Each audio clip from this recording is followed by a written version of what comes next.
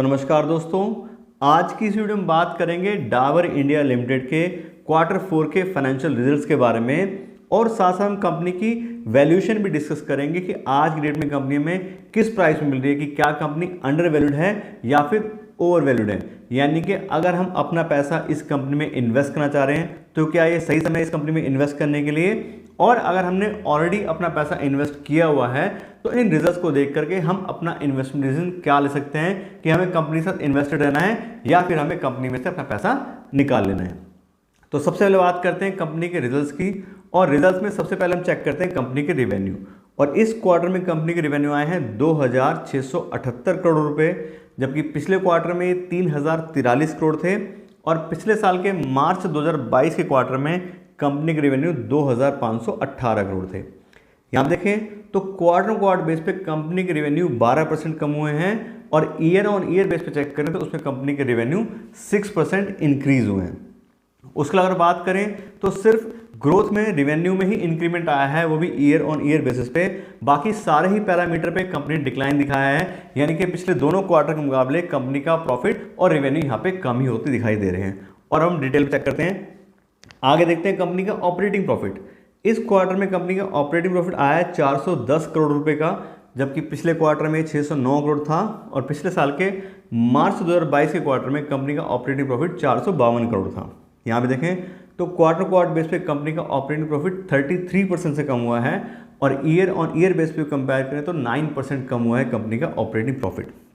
उसके बाद करें कंपनी के ऑपरेटिंग प्रॉफिट मार्जिन की, तो एक्चुअली इस क्वार्टर में कंपनी का ऑपरेटिंग प्रॉफिट मार्जिन ही ड्रॉप हुआ है, इसी वजह से कंपनी का ऑपरेटिंग प्रॉफिट और नेट प्रॉफिट भी कम हो गया है पिछले दोनों क्वार्टर्स के मुकाबले। यहाँ देखें तो इस क्वार्टर में कंपनी का ऑपरेटिंग प्रॉफिट मार्जिन आया है 15% का, जबकि पिछले क्वार्टर में 20% था, और पिछले साल के मार्च 2022 के क्वार्टर में कंपनी का ऑपरेटिंग प्रॉफिट मार्जिन 18% था। तो आप देखें तो 3% कम हो गया ईयर ऑन ईयर बेस पे कंपनी का ऑपरेटिंग प्रॉफिट मार्जिन, और 5% कम हो गया यहाँ पे क्वार्टर बेसिस पे। इसी वजह से कंपनी के जो नेट प्रॉफिट में है उसमें भी कमी आई है। और अब हम बात करें नेट प्रॉफिट की, तो इस क्वार्टर में कंपनी का नेट प्रॉफिट आया 293 करोड़ रुपए का, जबकि पिछले क्वार्टर में 491 करोड़ था, और पिछले साल के मार्च 2022 के क्वार्टर में कंपनी का नेट प्रॉफिट 294 करोड़ था। यहाँ देखें तो क्वार्टर बेस पे 40% की गिरावट आई है कंपनी के नेट प्रॉफिट में, और ईयर ऑन ईयर बेस पे कंपेयर करें तो ये सेम ही है, ना कोई ग्रोथ ना कोई डिक्लाइन, लगभग सेम सा यहाँ पे नेट प्रॉफिट आ रहा है। उसके बाद करें कंपनी के अर्निंग पर शेयर की, तो इस क्वार्टर में कंपनी की अर्निंग पर शेयर आ रही है ₹1.70 की, जबकि पिछले क्वार्टर में ₹2.69 थी, और पिछले साल के मार्च 2022 के क्वार्टर में कंपनी की अर्निंग पर शेयर ₹1.66 थी। यहाँ देखें तो 37% गिरावट आई है कंपनी के अर्निंग पर शेयर में क्वार्टर बेस पे, और ईयर ऑन ईयर बेस पे चेक करें तो लगभग सेम सा ही कंपनी यहाँ पे अर्निंग पर शेयर आ रहा है। तो दोस्तों ये तो बात हुई कंपनी के रिजल्ट्स के बारे में। अब हम बात करते हैं कंपनी की वैल्यूएशन के बारे में, कि आज की डेट में कंपनी में किस प्राइस मिल रही है, कि क्या कंपनी ओवर वैल्यूड है या फिर अंडर वैल्यूड है। तो सबसे पहले बात करें कंपनी के शेयर प्राइस की, तो आज की डेट का कंपनी का शेयर प्राइस आ रहा है 530 रुपये पर शेयर का, और इस शेयर प्राइस हिसाब से कंपनी का हम प्राइस बाय अर्निंग रेशियो देखें तो यह है 53 का, यानी कंपनी अपनी जो अर्निंग है उसके हिसाब से बहुत ज़्यादा हाई प्राइस में मिल रही है। 53 की प्राइस बाय अर्निंग रेशियो काफ़ी ज़्यादा हाई रेंज में आती है, और इसका क्लियर मतलब ये है कि कंपनी इतना पैसा नहीं कमाती है जितना उसको हमने प्राइस दे रखा है, यानी कि जितने लोगों ने उसको प्राइस पे करने के लिए तैयार हैं उतनी कंपनी की अर्निंग नहीं है।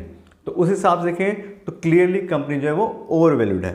साथ साथ इस कंपनी को हमने डिस्काउंटेड कैश फ्लो एनालिसिस के हिसाब से वैल्यू किया है, DCF जिसको बोलते हैं, और उसमें हम कंपनी को फ्री कैश फ्लो के हिसाब से वैल्यू करते हैं कि कंपनी कितना फ्री कैश फ्लो जनरेट करती है, उसके हिसाब से उस कंपनी की कितनी वैल्यू बनती है। तो उस हिसाब से हम देखें तो उस हिसाब से भी ये कंपनी अपने जो फेयर वैल्यू है उसके 1.3 टाइम्स पे ट्रेड करें, यानी कि 1.25 गुने के आसपास चल रही है अपनी फेयर वैल्यू के। तो उस हिसाब से भी कंपनी ओवर वैल्यूड है, और प्राइस बाय अर्निंग रेशियो के हिसाब से ओवर वैल्यूड है। दोनों हिसाब से देखें तो इस शेयर प्राइस हिसाब से आज की कंपनी ओवर वैल्यूड है। और ओवर वैल्यू का मतलब क्या हो गया कि अगर हम अपना पैसा इस कंपनी में इन्वेस्ट करना चाह रहे हैं तो उस हिसाब से अभी सही समय नहीं है, क्योंकि पहले ही जो है वो चीज़ हमें ₹1 की वो ₹1.25 मिल रही है, जबकि हम उस तरह की कंपनी में इन्वेस्ट करना चाह रहे हैं जिसकी वैल्यू ₹1 की हो, लेकिन वो हमें 50 पैसे मिले, 50% की मार्जिन ऑफ सेफ्टी मिले, क्योंकि जो भी हम डेटा सब एनालाइज करते हैं उसको क्या पास रिकॉर्ड होता है, और फ्यूचर में काफ़ी सारी चीज़ें चेंज हो सकती हैं। हो सकता है कंपनी ऐसा परफॉर्म करे ना करे, कंपटीशन है, इंटरनल प्रॉब्लम है, बहुत सारी चीज़ें होती हैं। तो अगर कंपनी को हम फेयर प्राइस पे या फिर प्रीमियम देकर खरीदते हैं तो हमारा बहुत ज़्यादा रिस्क जो इंक्रीज हो जाता है। इसलिए हम कोशिश करते हैं कि कंपनी हमें मार्जिन ऑफ सेफ्टी से मिले, यानी कि 1 रुपये की चीज़ को 50 पैसे पे खरीदने की कोशिश करें। यहाँ पे हमें 1 रुपये की चीज़ और ज़्यादा उससे महंगी मिल रही है, उसकी वैल्यू से, तो मेरे हिसाब से अभी सही समय नहीं है उसमें इन्वेस्ट करने के लिए। तो ये तो कि उनकी बात जो नया पैसा इन्वेस्ट करना चाह रहे हैं। अब बात करते हैं उन लोगों की जिन्होंने ऑलरेडी अपना पैसा इस कंपनी में इन्वेस्ट किया हुआ है। तो उस हिसाब से देखें तो कंपनी का बिजनेस थोड़ा सा ज़रूर इस क्वार्टर में कम हुआ है, लेकिन बहुत ज़्यादा डिफरेंस अभी नहीं आया है। कंपनी अच्छी है, कंपनी के ब्रांड्स बहुत अच्छे हैं, कंपनी के प्रोडक्ट्स काफ़ी अच्छे हैं। तो उस हिसाब से देखें तो थोड़ा बहुत ऊपर नीचे सारी चीज़ चलती रहती है। ग्लोबली इकोनॉमी भी स्लो डाउन चल रही है, फिर मार्केट में भी प्रॉब्लम है, सब चीज़ चलती है। तो इस वजह से देखें तो थोड़ा बहुत बिजनेस जरूर ऊपर नीचे हुआ है, लेकिन हमें फिर भी इसको वॉच करना चाहिए। अगर कंपनी का बिजनेस अच्छा चलता है तो हमें कोई दिक्कत नहीं है, हमें बिल्कुल इन्वेस्टेड रहना चाहिए। अगर ज़्यादा ही दिक्कत कंपनी के बिजनेस में आती है तो हमें रीबैलेंसिंग के बारे में सोचना चाहिए। लेकिन अभी फिलहाल कंपनी में से पैसा निकालने की मेरे हिसाब से कोई भी रिक्वायरमेंट नहीं है। Share price already over value चल रहा है तो कोई दिक्कत ही नहीं है, और बिजनेस भी ठीक ठाक है, बहुत ज़्यादा दिक्कत उसमें नहीं है। तो इस तरह से बात करें तो दोनों ही बातें आपको बता दी कि आपने अगर पैसा इन्वेस्ट किया है तो आप क्या कर सकते हैं, और अगर आपने इन्वेस्टमेंट करना है नया पैसा तो उसके लिए मेरे हिसाब से क्या हो सकता है।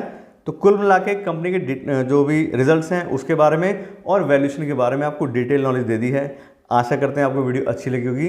अगर आपको ये वीडियो अच्छी लगी हो तो उसको लाइक और शेयर ज़रूर कीजिएगा, और साथ साथ मेरे चैनल को भी सब्सक्राइब कर लीजिएगा। Thank you so much.